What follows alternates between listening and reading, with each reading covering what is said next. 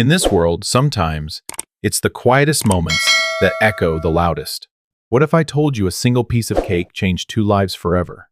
In today's story on Veil Marks, you'll witness an extraordinary bond between a forgotten pitbull and a woman who thought love had passed her by.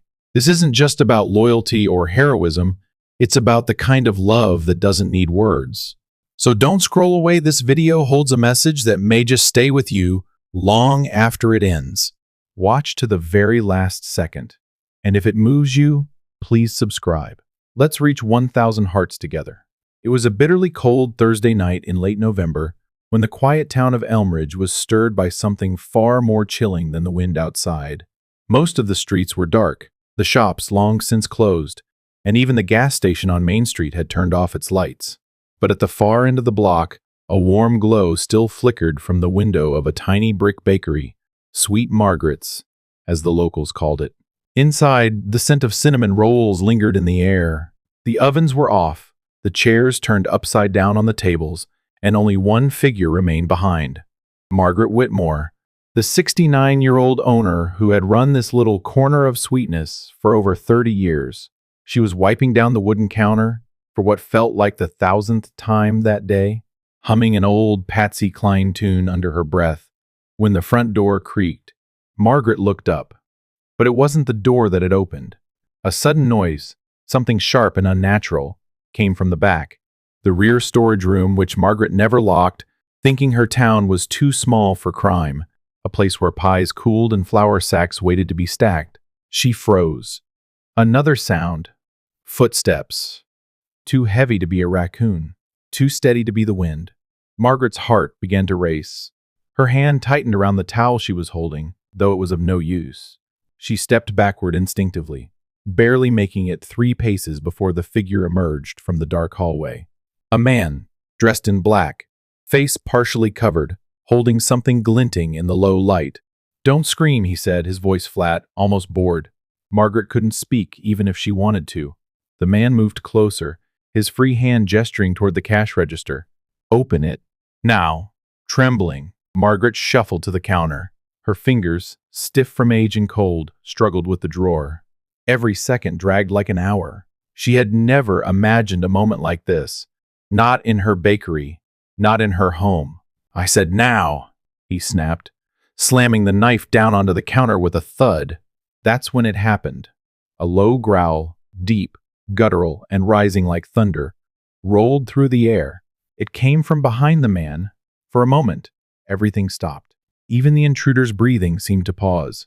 Before anyone could react, a large shape hurtled through the back window, glass shattering in an explosion of noise. A flash of gray and white muscle slammed into the robber's back, knocking him off his feet and sending the knife skittering across the floor. Margaret gasped. The man fell hard, the force of the impact driving him to the ground.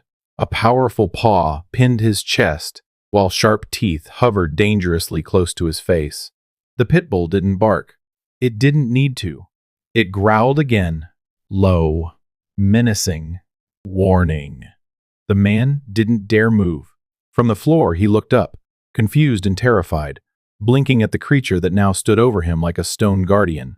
The dog's eyes were focused, its body still, waiting for just one more threat.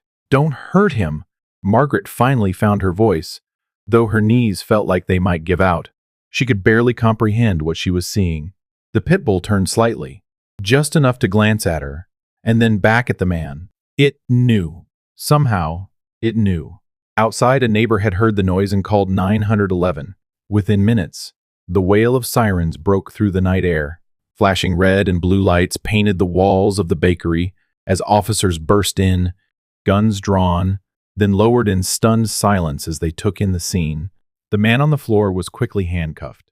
Margaret collapsed into a chair, her breath coming in short gasps. And the dog, the old Pitbull, simply walked away from the man, past the broken window, and sat quietly by the door, as if nothing extraordinary had just happened.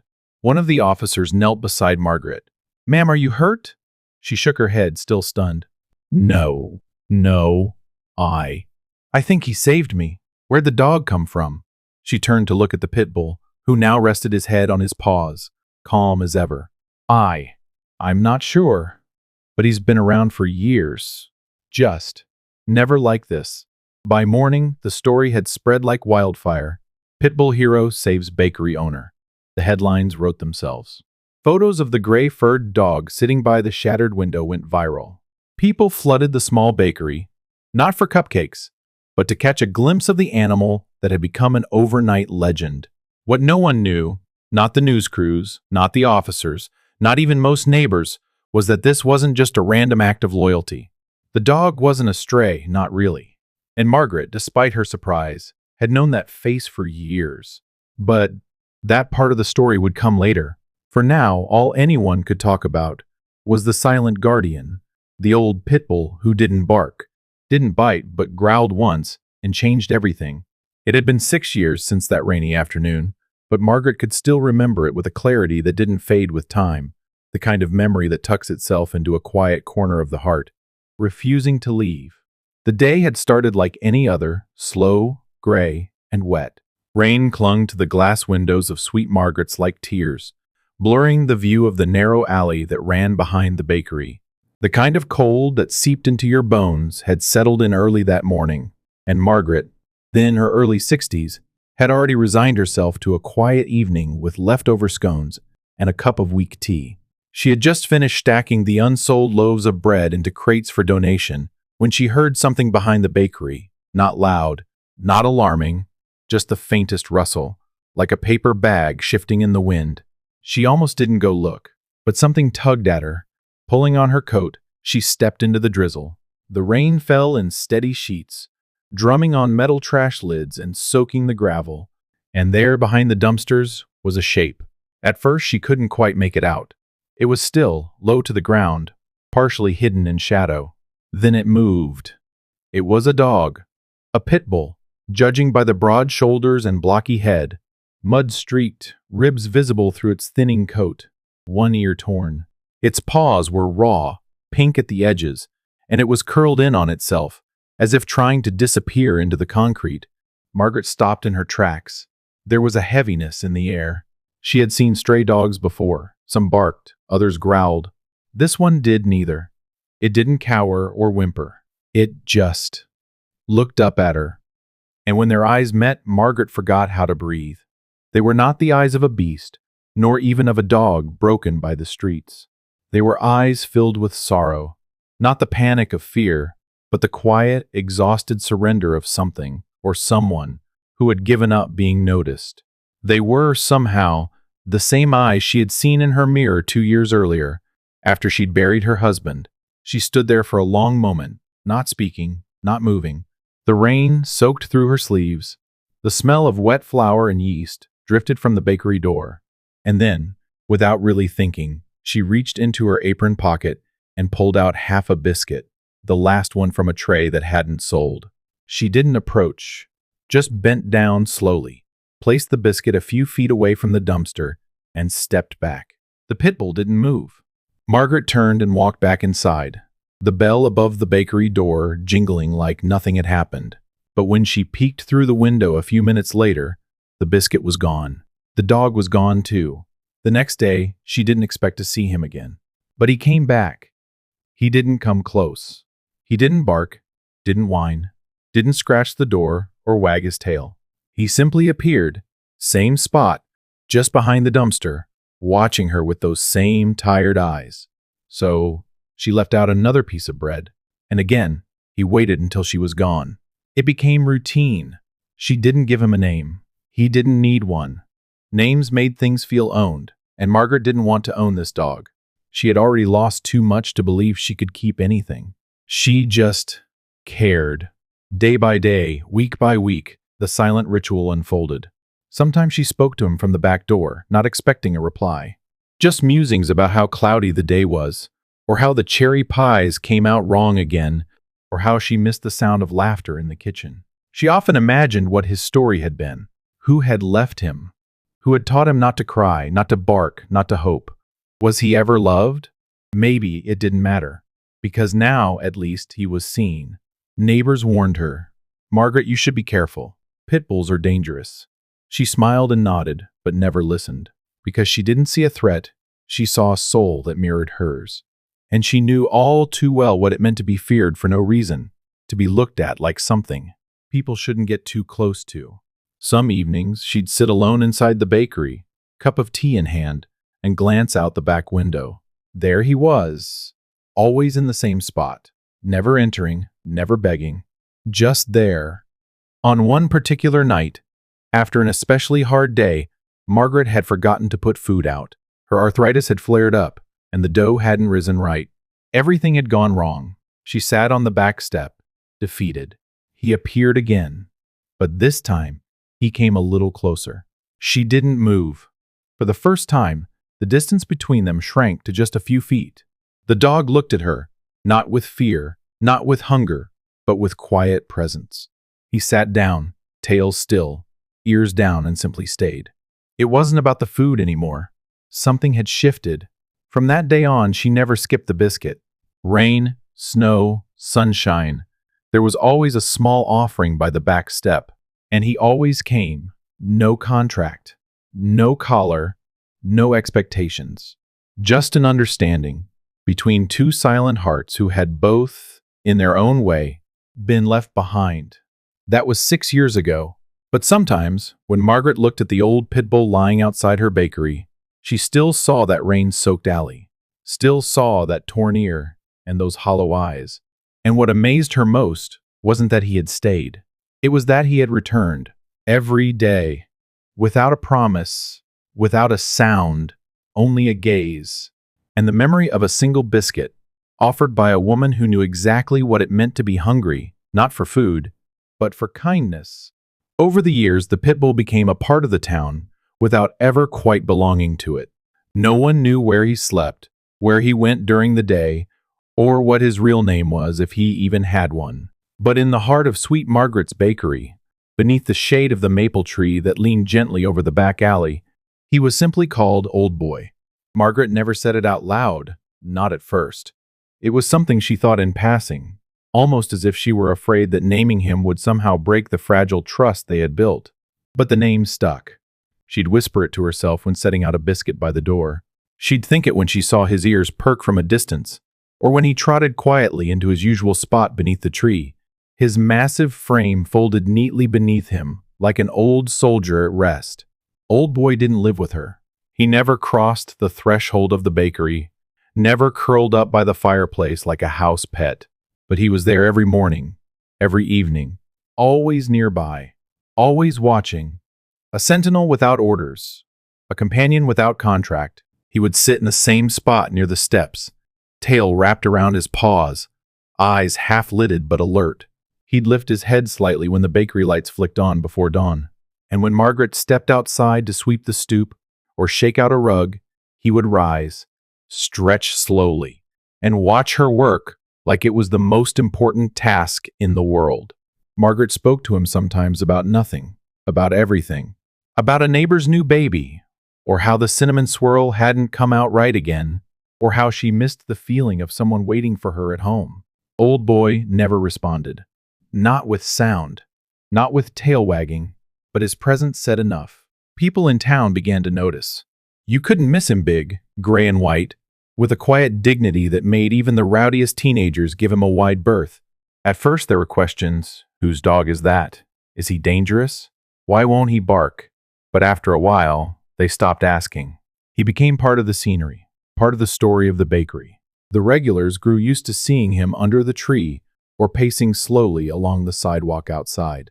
Some even started leaving scraps of meat or small bowls of water near the stoop. He rarely touched them. He only eats what she gives him, one man said, sipping his coffee on a bench nearby. Guess loyalty still means something to somebody. They started calling them the pair. Margaret and that silent old dog, the grocer, would chuckle. Like two ghosts haunting a place that smells like heaven. And maybe that wasn't far from the truth. Margaret herself had begun to feel more real since Old Boy came around. For years after her husband's passing, she had moved through life in a sort of quiet fog, working, serving, smiling when expected, but not truly feeling. Grief doesn't always come as tears. Sometimes it's just the dull ache of going through motions alone. But with Old Boy nearby, something shifted. She found herself saving the best piece of meatloaf to share, staying up an extra 10 minutes just to watch him fall asleep from her back window, feeling her breath slow whenever he rested his head on his paws and closed his eyes, like his calm became hers. Then, one week in late spring, he vanished. No warning, no sound, no crumbs left behind. The morning light came and went. The bakery opened. The regulars strolled by. But the spot under the maple was empty. At first, she thought maybe he'd gone to chase something. But by the second night, Margaret found herself outside, flashlight in hand, searching the alleyways and side streets like a mother who had lost a child. She asked the grocer, the mailman, the kids who played ball in the park. No one had seen him. 3 days passed. She barely baked. Customers noticed her red-rimmed eyes, the way she paused at the door every few minutes. Someone offered to help make dough. She declined. The town felt quieter without him. Then, just as quietly as he disappeared, he returned.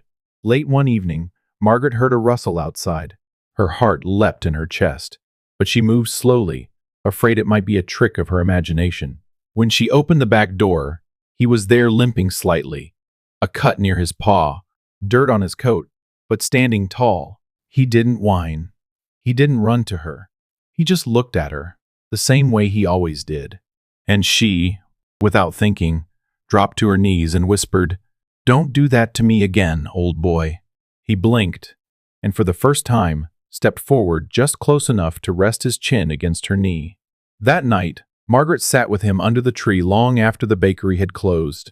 A blanket wrapped around her shoulders, his warm breath against her fingers, and she realized that in all the years since her husband died, she had never felt less alone than she did in that moment, with a nameless dog beside her who didn't need words to love her back.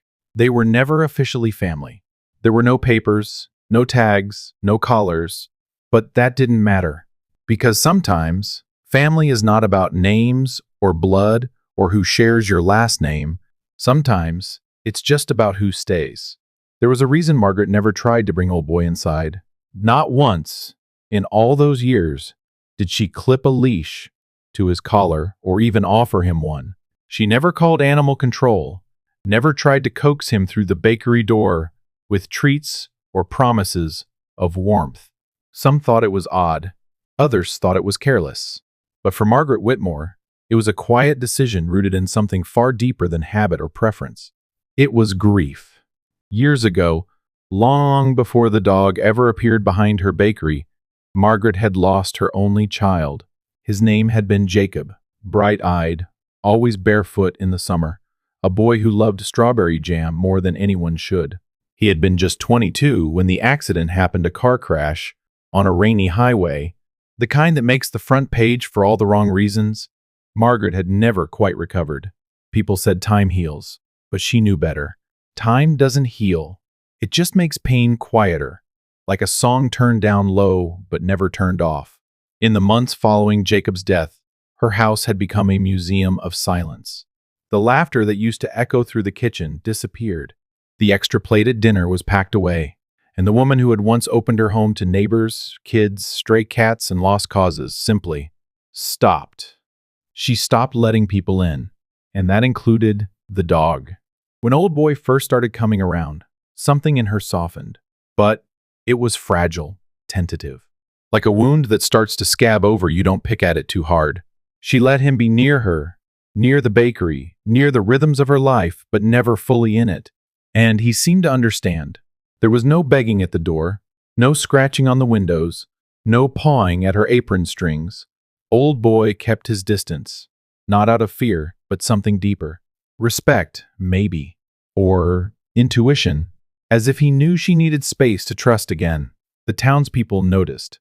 They'd make comments here and there, some lighthearted, others less so. "Why don't you let that old boy inside, Margaret? Give him a real home." She would smile gently and answer the same way every time. "I think he already has one, but he stays outside. Don't you worry about him at night?" Her eyes would soften, not with sadness, but with a kind of knowing. Sometimes the best kind of love is the one that lets you walk away if you need to. She never said the rest out loud, that she'd once been the kind of person who clung too tightly. that she had begged Jacob not to move across the country just a week before he died, that she'd never gotten to say goodbye. Maybe that was why she didn't tether Old Boy. She didn't want to trap something good, something healing, only to lose it again. There's a certain kind of peace in choosing not to possess what you love. Instead, she created space. A place where he could come and go, where loyalty wasn't bought with commands or fences or rules. He stayed because he wanted to, and that to her meant everything. One afternoon, a teenage girl who'd started helping at the bakery for school credit watched Old Boy through the front window, her brows furrowed. "Why doesn't he come inside?" she asked, brushing flour off her apron. Margaret, kneading dough at the counter, looked up. "He doesn't like enclosed spaces." The girl tilted her head. "But wouldn't it be safer?" "Warmer." Margaret paused, her hand still. Then she said something the girl didn't quite understand at the time, but would remember for years. "I've lived in places that were safe and warm, but didn't feel like home. Sometimes what we need most is freedom, not shelter." Old Boy, as if on cue, stretched his legs outside and lay back down in his favorite spot beneath the window ledge. He had never crossed the threshold. Not once. But he was always there, like a shadow that moved with the sun, like the wind that played with the bakery's red awning, constant, quiet, and unspoken in his devotion.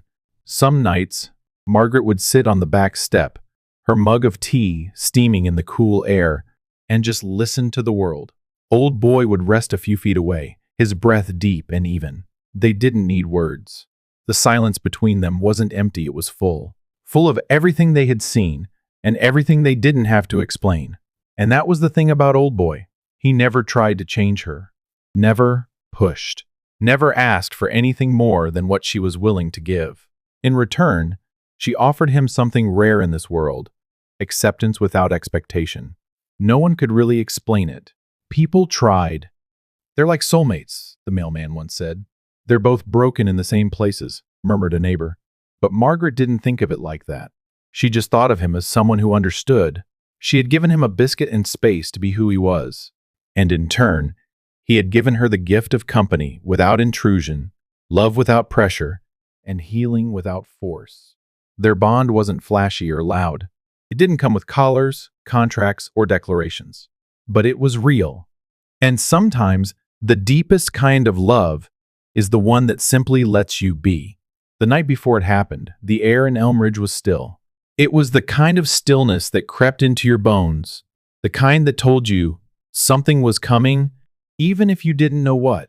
The sun had dipped beneath the horizon hours earlier, and Margaret had already gone through her closing routine, counters wiped, curtains drawn, the soft glow of the bakery's lights dimmed to a golden hum. Outside, the streets were empty, the wind too lazy to even stir the leaves that clung to the gutters. And yet, something felt off. Every night, for as long as she could remember, Margaret would set a small plate of something sweet just outside the back door. A corner of honey bread, a half-baked apple turnover, sometimes a leftover biscuit warmed just so. She didn't call it feeding. It was more like remembering. That evening, she placed a thick slice of peach cobbler on a chipped porcelain dish and set it beside the stoop, as she always did. Then she waited. Old Boy usually showed up like clockwork, not rushing, not begging, just appearing. A part of the rhythm of her nights, like the ticking of the wall clock or the soft hissing of the cooling ovens. But this time, he didn't come. 10 minutes passed. Then 20. Margaret sat near the back window, a cup of tea cooling beside her, eyes tracing the shadows that shifted across the alley. Her hands rested quietly on her lap, but her chest felt tighter than usual, like an invisible string had been pulled taut. She told herself it was nothing. Maybe he'd gone farther today. Maybe he found something better to eat. Maybe he needed rest. But none of those thoughts settled the way they were supposed to, because deep down, she knew. Old Boy had never missed a night. The bakery felt colder without him. Not physically, but spiritually. The warm flicker of comfort she usually felt when he arrived, the sense that someone, somewhere, still saw her, had dimmed. Her loneliness, so long muted by his silent presence, stirred again like a familiar ghost. She lit a candle on the counter, not out of habit, but hope. Then she sat at the edge of her bed in the small room above the bakery and stared out the window long after midnight. But he didn't come. By morning, the cobbler was untouched. The dish sat where she'd left it, dew forming on the crust. Margaret's chest ached, not from fear, not even from worry, but from the quiet realization of just how much she had come to rely on something that had never asked to be needed. The day went on as usual. Customers filtered in and out, praising the maple-glazed scones and chatting about the weather. No one noticed her distracted glances out the back. No one knew how often she paused, hands coated in flour, to listen for footsteps that never came. That night, the night of the robbery, was colder. Margaret didn't place a new plate by the door. Instead, she left the cobbler right where it was. A part of her couldn't bring herself to throw it out. It felt like letting go of something that wasn't ready to be lost. She sat in the front of the shop longer than usual, reluctant to head upstairs. Her tea had gone cold again. The clock ticked louder in the silence. Outside, the street seemed even more abandoned than the night before. It was past midnight when she finally turned off the lights. The bakery, so full of sweetness and life during the day, looked eerie in the dark. Margaret stood at the doorway for a long while, staring at the empty space where Old Boy usually lay. She whispered to no one. "I guess it was just a phase, huh?" Her voice cracked more than she expected. She locked the front door and made her way to her room upstairs. She didn't know, as she turned out the final light, that something was already stirring behind the bakery, a shadow moving where it shouldn't have been. A plan in motion that had nothing to do with her pies or her pastries. And she didn't know that just a few feet away, Old Boy was there watching. He hadn't left her. Not really. He had only stepped away from the light, melted into the shadows like smoke. But his eyes never stopped following her. He had sensed something Margaret couldn't, an unease in the wind, a wrongness in the air. He wasn't late. He was ready. When the door creaked open later that night, and the figure in black crept through the hallway, Old Boy didn't bark. He didn't move too soon. He waited, calculated, measured the threat. Only when the man raised the knife, only when Margaret's life balanced between silence and steel, did the dog move. He had not abandoned her. He had just waited for the right moment to prove that love doesn't always announce itself. Sometimes it hides. It watches. It prepares. That night, when Margaret fell to her knees beside his wounded body, weeping into his fur, the truth sank in deeper than it ever had. He had never needed to speak. His actions spoke everything. He had not missed the cobbler. He had not forgotten her. He had just loved her in his own quiet way. The bakery was never the same after that night. Not because of the shattered window or the yellow tape police had stretched across the back alley. Not even because of the blood on the floor or the echo of Margaret's sobs that still seemed to linger in the silence. It changed because for the first time in a long time, the whole town saw what Margaret had known quietly in her bones for years, that love, real love, doesn't always come with names or declarations. Sometimes it arrives unannounced, waits patiently in the shadows, and leaps into the fire without hesitation. In the days that followed the robbery, Sweet Margaret's became more than just a bakery. It became a place of pilgrimage, not for pastries, but for the story. The story of a dog, a woman, and a love that had gone unnoticed until it roared. News crews showed up, their vans lining the quiet street like carnival trucks.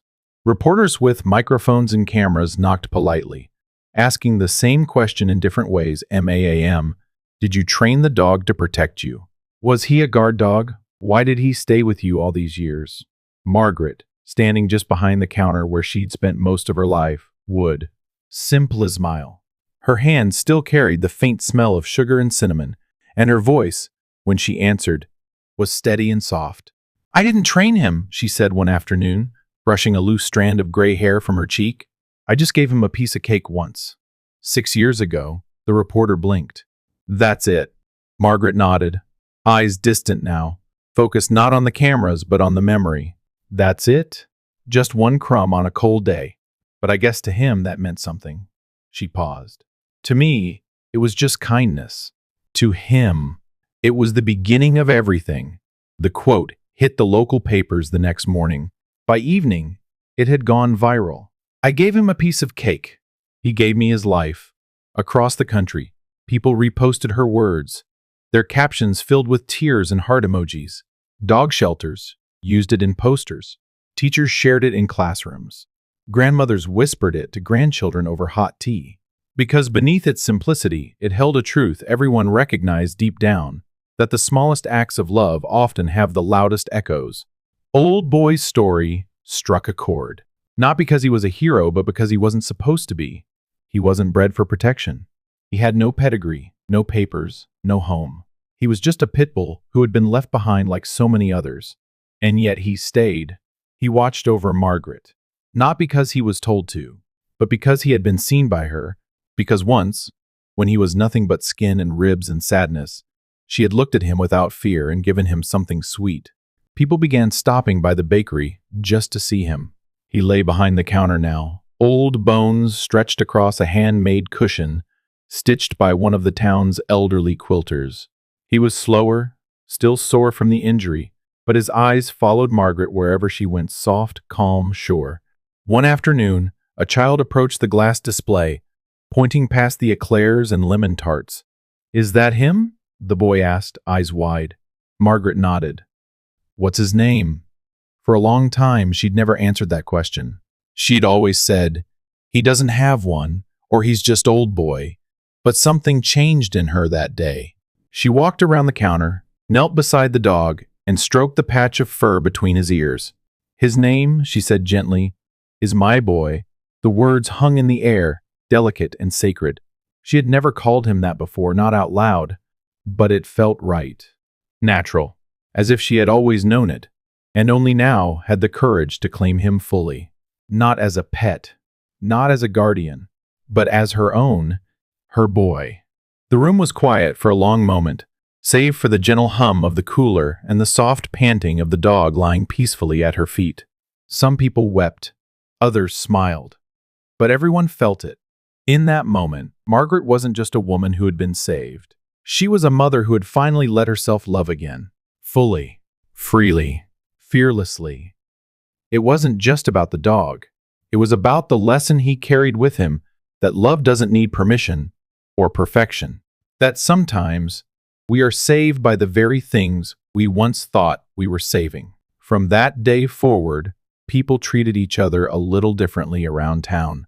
They slowed down, listened more, left out water bowls for strays, and said kind things to the mailman. It was as if the story had reminded them that tenderness still mattered in a world that so often forgot. As for Margaret, she kept baking.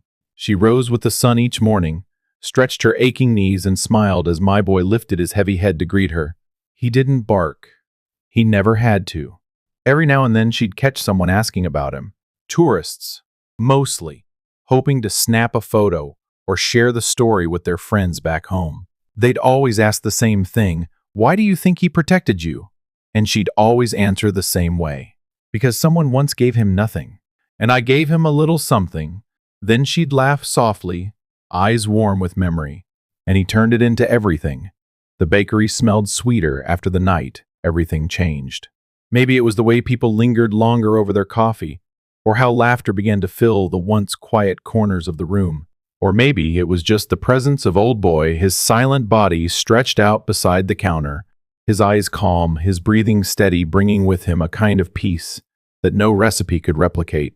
After the robbery, Margaret had insisted he be taken to the vet, despite his protests in the form of low growls and stubborn paws dug into the sidewalk. She rode with him in the back of the van, holding his head in her lap, whispering into his ear as the streetlights slid past the windows like old memories.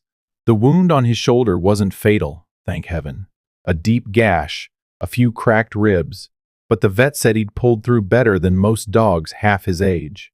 "Pit bulls are fighters," the vet said, running a gentle hand along Old Boy's spine. "But this one's a protector. That's different," Margaret smiled softly. "He always has been." When they brought him back to the bakery 2 days later, Margaret had already rearranged the space. The corner by the counter, where the old wooden pie rack used to be, was now home to a custom-made dog bed, soft, quilted, embroidered with the words, "My Boy," stitched in faded thread.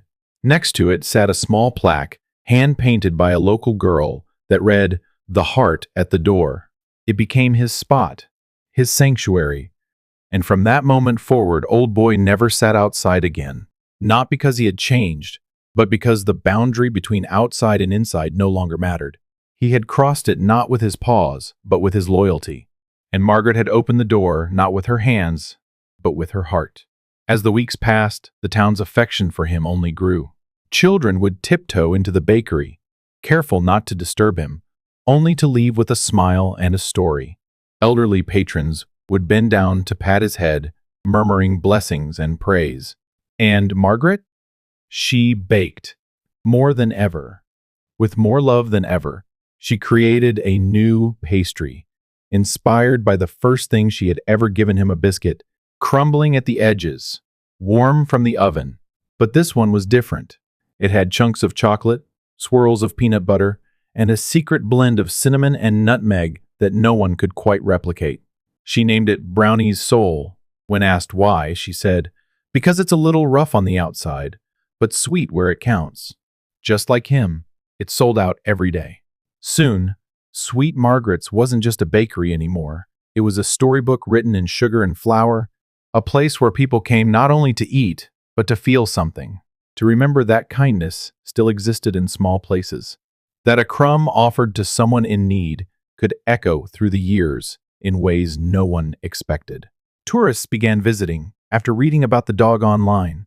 They'd enter the shop, look around with wide eyes, and ask, "Is this where it happened?"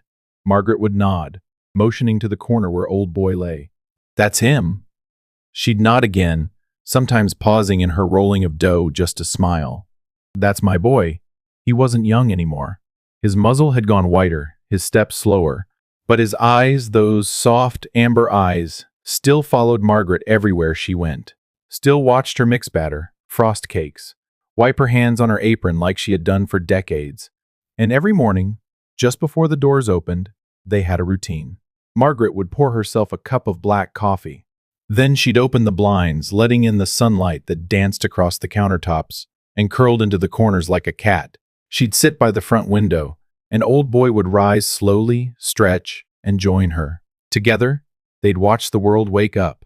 The baker and her dog, the woman who had once believed life had ended when her son died, and the dog who had once believed no one would ever feed him again.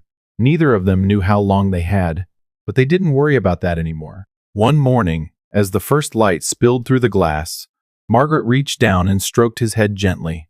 "You know," she whispered, "I never thought I'd love again. Not after Jacob.